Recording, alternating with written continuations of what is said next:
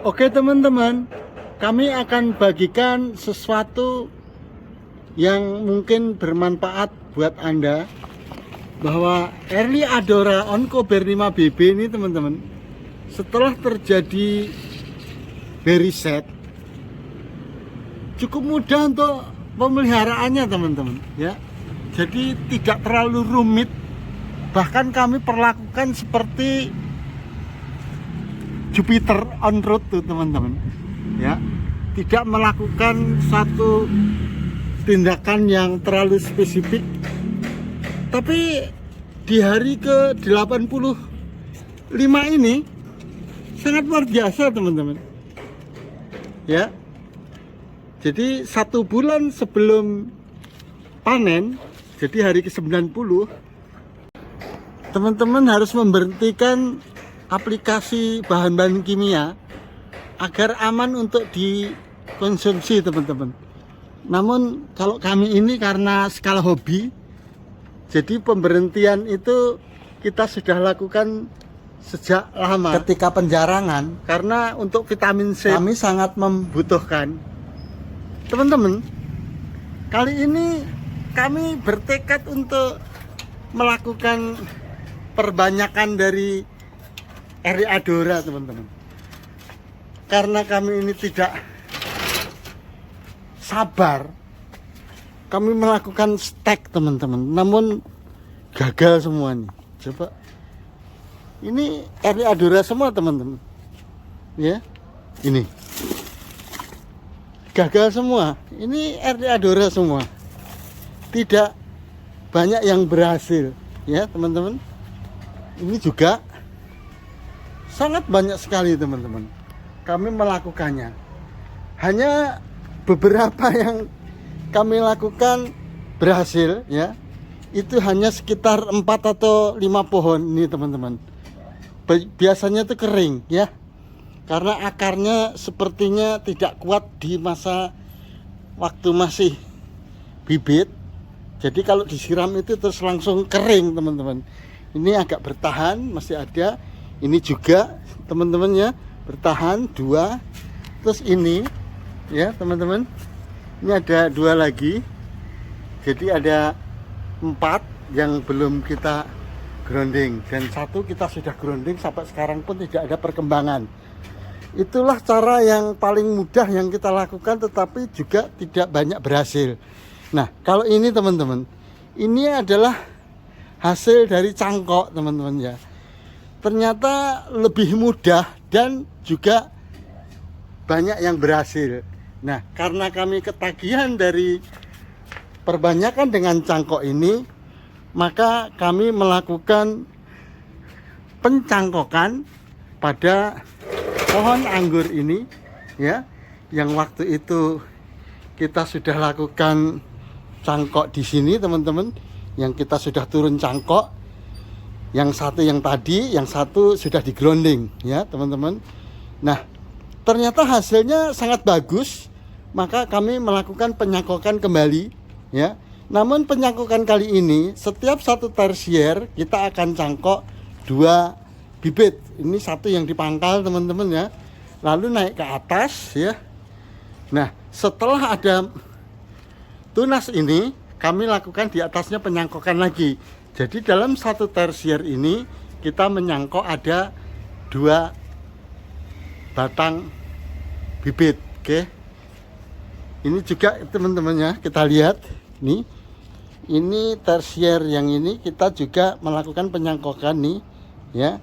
Lalu di atasnya ya, di atasnya tunas ini kita lakukan penyangkokan lagi 1. Lalu ke atas nanti adalah itu teman-teman. Dan yang ini juga teman-teman ya, kita lihat. Jadi penyangkokan tidak harus di batang sekundernya, tapi juga di batang tersiernya ini juga ya teman-teman ya, kita lakukan. Lalu naik ke atas ini ya. Nah setelah di atas ini ternyata ada tunas ini teman-teman, ini ada tunas, maka di atasnya kita lakukan penyangkokan 1 lagi. Jadi setiap 1 tersier itu ada 2 bibit. Oke teman-teman, tetapi jangan semua dicangkok teman-teman ya. Ini kita sisakan satu tersier yang paling pigor di sini ini sebagai dapurnya teman-teman. Jangan dihabisin, nanti akarnya tidak mendapatkan energi dari tersier yang kita tinggal ini. Jadi ini untuk dapurnya, ini sangat segar sekali teman-teman. Oke teman-teman, coba kita hitung berapa jumlah dari yang kita cangkok ini. Oke teman-teman, kita akan perlihatkan yang kita cangkok sejumlah ada nih teman-teman ya, ada 1, 2, 3 ya teman, 4, 5, 6, 7, 8 ya teman-teman, 9 nih, 10, 11, 12, 13 teman-teman. Ada 13 yang kita cangkok teman-teman. Mudah-mudahan ini berhasil seperti yang kita harapkan. Dan nanti kami akan melanjutkan pencangkokan itu, ada yang di Winet teman-teman ya. Ini kita sudah siapkan tempat atau media untuk cangkok. Oke teman-teman, keuntungan dari kita mencangkok, tingkat keberhasilannya adalah 99% teman-teman ya, dibanding dengan kalau kita melakukan dengan menggunakan stek. Ini yang kita stek teman-teman. Jadi stek itu nggak nyampe 2% teman-teman kami, atau mungkin 1%. Di antara 100 itu cuma berhasil 1 ini yang kita grounding teman. Itu pun pertumbuhannya juga tidak memuaskan.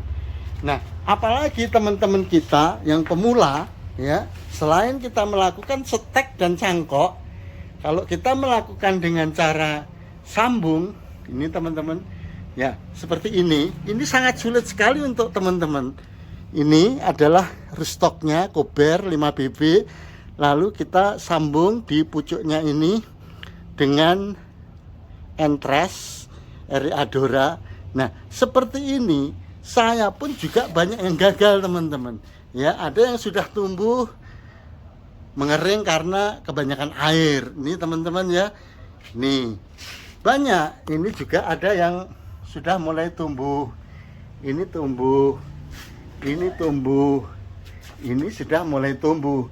Tapi banyak juga yang kering ya teman-teman, tidak nyampe 10% teman-teman. Kita ulang, selalu ulang. Ini gosong lagi, ini juga gosong lagi, ini gosong lagi, ini gosong lagi. Jadi cara yang paling tepat atau paling mudah dan bagus tingkat keberhasilannya itu adalah dengan cara cangkok. Nah, lalu kalau cangkok ini kan hasilnya on road teman-teman, tidak masalah teman-teman. On road dengan menggunakan rootstock itu berbeda adalah tingkat akar teman-teman ya. Kalau memakai rootstock seperti ini, kita menggunakan membuat rootstock Kober 5BB ini memang akarnya nanti lebih kuat, tahan terhadap nematoda ya teman-teman. Nah, umurnya mungkin tidak setinggi kalau menggunakan rootstock, dan yang langsung menggunakan stek mungkin umurnya tidak setinggi atau tidak selama menggunakan rootstock. Namun hasilnya sama teman-teman ya. Ya, itu hanya tahan terhadap jamur atau nematoda. Jadi itulah perbedaannya. Nah, kalau seumpama kita menggunakan cangkok seperti ini, lalu tidak lama, kalau menggunakan rootstock bisa sampai 50 tahun, kalau ini hanya 25 tahun, itu sudah alhamdulillah. Nah, kalau sebelumnya mati, ya tanam lagi. Ini berlaku hanya untuk pensiunan. Jadi, tak perlu repot-repot dan ragu. Lakukan seperti yang metode. Yakin niku iso. Semangat lagi.